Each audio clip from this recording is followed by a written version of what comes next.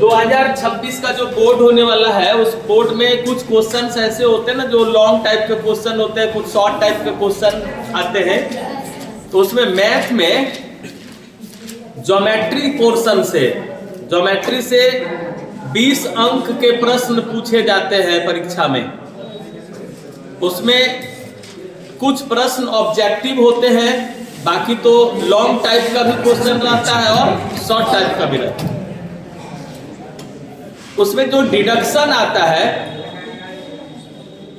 कुल 5 डिडक्शन हम बताएंगे, जिसमें कल एक डिडक्शन बताए थे, 4 डिडक्शन और बताएंगे। उसमें से एक डिडक्शन एग्जाम में आएगा। अभी बताने जा रहे हैं त्रिभुज वाला चैप्टर से। इसको लिखना है, तो ये क्वेश्चन लिख दिए यहां। 2 समरूप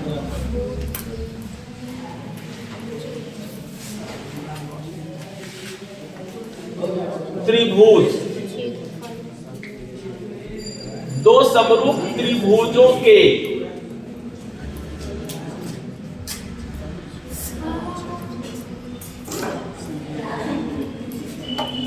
क्षेत्रफलों का अनुपात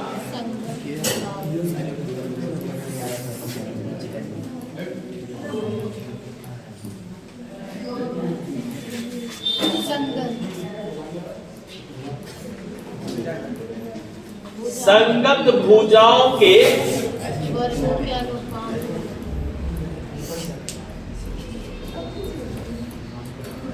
वर्गों के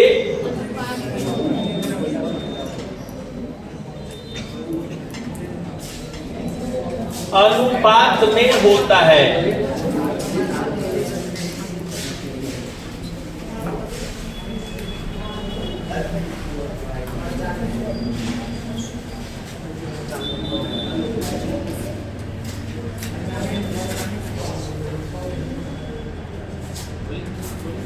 ये जब जानोगे, अब क्वेश्चन देखो, ऑब्जेक्टिव में यदि इसी क्वेश्चन को ऐसे पूछ देगा, एक त्रिभुज यहां दे दिया और एक त्रिभुज यहां दे दिया,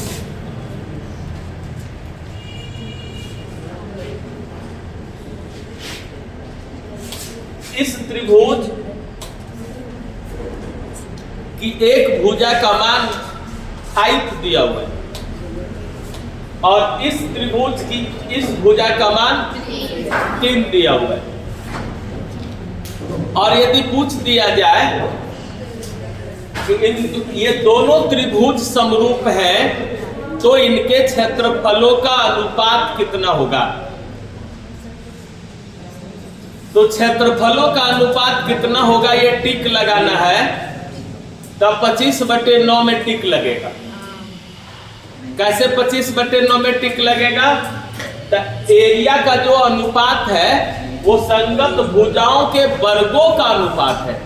तब 5 का वर्ग 25 होगा, 3 का वर्ग 9।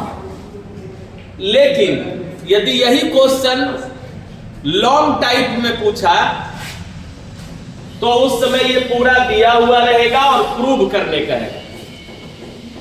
जब इसको तुम प्रूव कर लेते हो और इस पर क्वेश्चन एराइज किया जाता है, बहुत ढंग से इसमें क्वेश्चन आता है, हम हर ढंग को क्लियर करेंगे। तो सबसे पहले तुमको ये जानना है कि इसका जो ये रूल है कि 2 समरूप त्रिभुजों के क्षेत्रफलों का अनुपात संगत भुजाओं के वर्गों के अनुपात में होता है। ये डिडक्शन के रूप में है, लेकिन यह एक रूल भी है, मतलब एक एक्जियम के तरह है, अभिगृहित के तरह है। इसको याद रखोगे तो इससे संबंधित बहुत सारा क्वेश्चन बनेगा। एक क्वेश्चन ऐसे भी दिया जा सकता है कि एक त्रिभुज ABC है और एक त्रिभुज DEF है। ये दोनों त्रिभुज आपस में समरूप है। या तो कह देगा कि एंगल A बराबर एंगल D है और एंगल बी बराबर एंगल सी है। यदि इसका क्षेत्रफल दे दे, एरिया ऑफ त्रिभुज ए बी सी का मान दिया हुआ है, मान लो इसका मान दिया हुआ है 25, और एरिया ऑफ त्रिभुज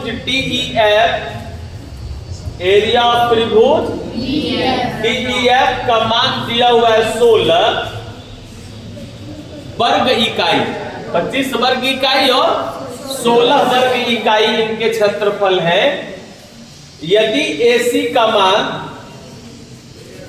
3 सेंटीमीटर हो तो DF का मान कितना होगा, ऐसा क्वेश्चन पूछेगा।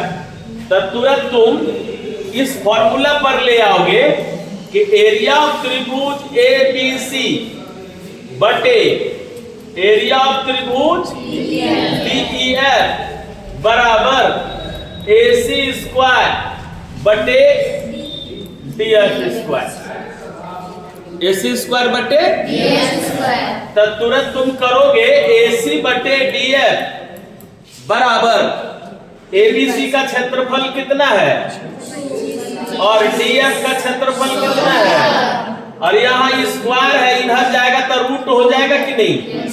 तो AC का मान कितना दिया हुआ है और DF यहाँ लिख दिए 25 का वर्गमूल 5, 16 का वर्गमूल, तो 5 DF बराबर 12। हाँ, तो DF बराबर 12 बटे 5, 5 दूनी 10, 5 चौक 20, 2.4 सेंटीमीटर आंसर। शॉर्ट टाइप में भी इस क्वेश्चन को डाल सकता है, या तो डायरेक्ट ऑब्जेक्टिव में इसको पुटअप कर सकता है। ऑब्जेक्टिव में थोड़ा सा रफ करना होगा तब तुमको आंसर मिलेगा, इसलिए इसको जानना जरूरी है। अब दो समरूप त्रिभुजों के क्षेत्रफलों का अनुपात संगत भुजाओं के वर्गों के अनुपात में होता है। सब लोग पहले याद कर लो इसको। अब इसको हम प्रूव कर रहे हैं, तो यहां एक त्रिभुज बनाते हैं। ध्यान से देखना, इसको सीखना जरूरी है। रट के इसको नहीं रख पाओगे, सीख जाओगे तो कभी भी बनाओगे जब पूछा जाएगा। ये एक त्रिभुज बना रहे हैं हम, A B और ये C, एक ट्रायंगल है। दूसरा ट्रायंगल है एक D E F। यदि अभी दोनों में क्या दिया हुआ है, दोनों त्रिभुज आपस में समरूप है, यहां लिखते हैं लेट ABC एवं DEF दो समरूप त्रिभुज हैं। तो इसमें सिद्ध क्या करना है, टू प्रूव दैट, सिद्ध करना है कि area of triangle ABC upon area of triangle DEF is equal to BC square बटे BC स्क्वायर बटे, यही हो सकता है AB स्क्वायर बटे, फिर हो सकता है AC स्क्वायर बटे, सब इसके अंदर। ये BC स्क्वायर बटे EF स्क्वायर ही होगा, ये कोई जरूरी नहीं है। ये भी हो सकता है, ये भी हो सकता है, किसी से भी हो सकता है। तो हम इसको ऐसे लिखते हैं, BC स्क्वायर बटे EF स्क्वायर बराबर AB स्क्वायर बटे D स्क्वायर बराबर AC स्क्वायर बटे DF स्क्वायर। ये तीनों बराबर हो जाएगा, तीनों आपस में बराबर ही हो जाएगा। अब इसको देखो प्रूव करना है, तो इसमें कंस्ट्रक्शन डालना पड़ेगा। एक कंस्ट्रक्शन डालते हैं। कंस्ट्रक्शन क्या है, चूंकि एरिया इसमें मांग रहा है, तो एरिया में क्या होता है त्रिभुज में, हाफ गुने आधार गुना शीर्ष लंब होता है कि नहीं। तो शीर्ष लंब इसमें डालना पड़ेगा, एक शीर्ष लंब यहां से डाल दो, ऐसे शीर्ष लंब डाल दिए, इस शीर्ष लंब का नाम AM दे दिए और यहां से इस शीर्ष लंब का नाम AN दे दिए। तो यहां हम लिख सकते हैं कि AM शीर्ष लंब किस पर डाला, BC पर, और DN किस पर डाला, EF पर। कंस्ट्रक्शन हो गया। अब यहां से हम प्रूव करेंगे, और यहां से इसको प्रूव करना, इतना पहले नोट कर लो जरा।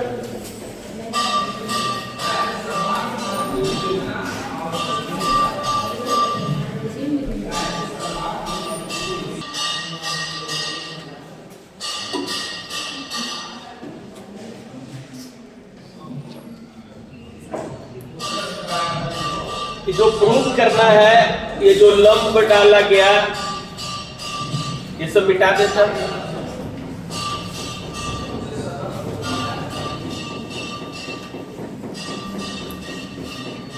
अब प्रमाण,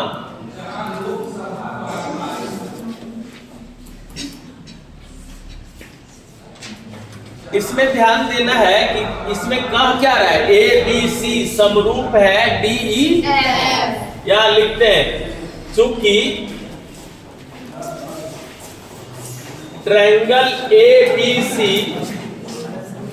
समरूप है ट्रायंगल DEF के, इसलिए इसका रूल है कि दो समरूप त्रिभुजों की संगत भुजाएं समानुपाती होते हैं।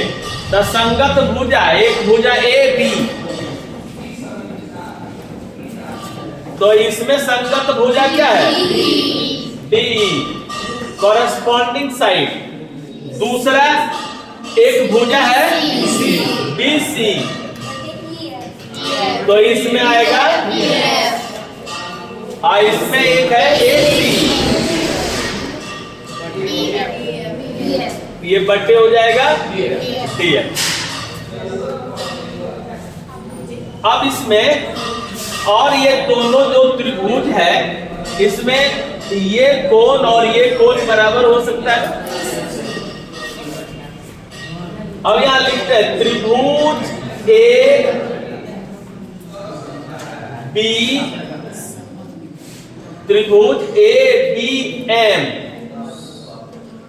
तथा त्रिभुज DEN में, दोनों में क्या क्या दिख रहा है बराबर, तो दिख रहा है कि एंगल B बराबर है एंगल E का। क्यों? इसलिए कि दोनों त्रिभुज आपस में समरूप हैं। समरूप हैं तो समान कोणिक होते हैं। पहले बताया समान कोणिक त्रिभुज आपस में समरूप होते हैं, और उसका उल्टा क्या होगा, समरूप है तो समान कोणिक होगा। अब ये देखो लंब डाल दिया गया, तो 90 डिग्री होगा कि नहीं। जहां लंब होता है वहां कितना डिग्री का कोण बनता है, तो AMB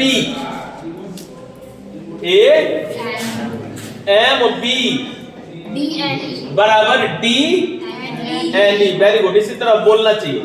DNE कितना डिग्री है, 90 डिग्री। ये दो कोण बराबर हो जाए तो, ये दो कोण बराबर हो जाए तो तीसरा ऑटोमेटिक बराबर होगा कि नहीं। तो तीसरा जब ऑटोमेटिक बराबर हो जाएगा तो वो सर्वांग सम भी हो जाएगा। तो त्रिभुज ABM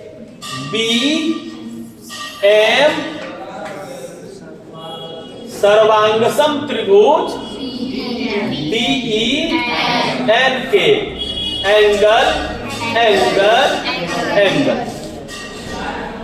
और जब सर्वांग सम है तो सब कुछ बराबर है। सर्वांग सम है तो सब कुछ बराबर है। तो क्या क्या बराबर होगा, AM बराबर हो जाएगा DN, AM बराबर हो जाएगा DN। और दूसरी बात यह भी है कि जो सर्वांग सम होगा वो तो समरूप होता ही है।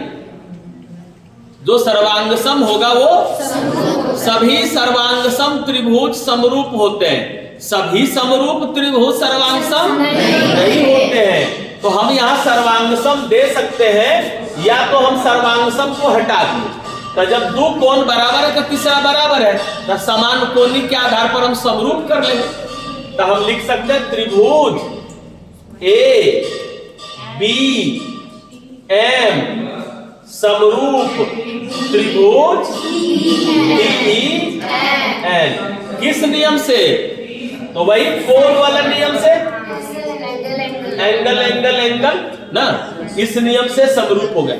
जब समरूप होता है तो भुजाएं समानुपाती होती है कि नहीं? तो हम वहां लिख सकते हो छोटा त्रिभुज में एक भुजा है AB, और इस छोटा त्रिभुज में एक भुजा है D, और उस छोटा त्रिभुज में एक लाल वाली भुजा है AM।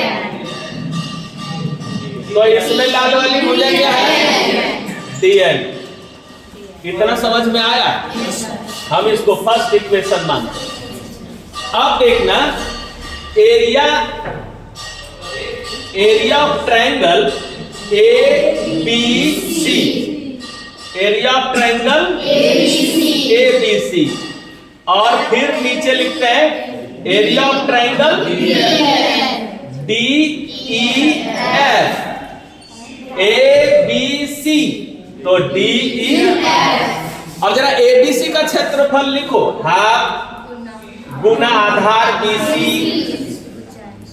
ऊंचाई AM। उसी तरह बोलना नीचे वाला, इधर वाला हाफ EF गुना हाफ से हाफ कट गया। अब ये क्या बच रहा है? BC बटे और गुना AM बटे DN। देखो यहाँ क्या है? AM बटे DN का मान क्या है? AB बटे D। और थोड़ा सा इसको बढ़ा सकते हैं क्या? AB बटे D का मान देखो BC बटे EF है। AB बटे D का मान यहाँ हम और बढ़ा के लिख सकते हैं BC बटे EF बराबर AM बटे। अब फर्स्ट लिखते हैं। अब फर्स्ट समीकरण का यहाँ इस्तेमाल करेंगे अभी AM बटे DN। तो क्या होगा? AM बटे DN बराबर BC बटे DF। तो यहाँ BC बटे, अब BC स्क्वायर हो सकता है ना, और EF स्क्वायर हो सकता है। समझ में आया? तो ये हो गया एरिया ऑफ त्रिभुज ABC बटे एरिया ऑफ त्रिभुज बराबर BC स्क्वायर बटे। अब इसी को बढ़ा के लिखे BC बटे EF के जगह पर AB बटे D न लिख सकते हैं। तो यहाँ लिखते हैं AB बटे D स्क्वायर है, स्क्वायर दे दिए, और BC बटे EF AC बटे DF भी तो है, तो लिख सकते हैं AC स्क्वायर बटे DF। प्रूव। समझ में आया? बस इसको एक बार और ध्यान से देख लो, बड़ा आसान है। त्रिभुज का क्षेत्रफल निकाले हाफ BC और AM बटे DN पहले से निकाल के रख दिया हम BC बटे। अब जब BC बटे EF प्रूव हो गया, तब BC बटे EF हो गया, तो ये भी प्रूव हो जाएगा, ये भी प्रूव हो जाएगा, क्योंकि तीनों आपस में बराबर है। BC बटे EF बराबर AB बटे, तो बराबर AC बटे। समझ में आया? चलो नोट करो। तो ये पहले याद कर लेना, दो समरूप त्रिभुजों के क्षेत्रफलों का अनुपात संगत भुजाओं के वर्गों के अनुपात में होता है। नोट करना चाहिए।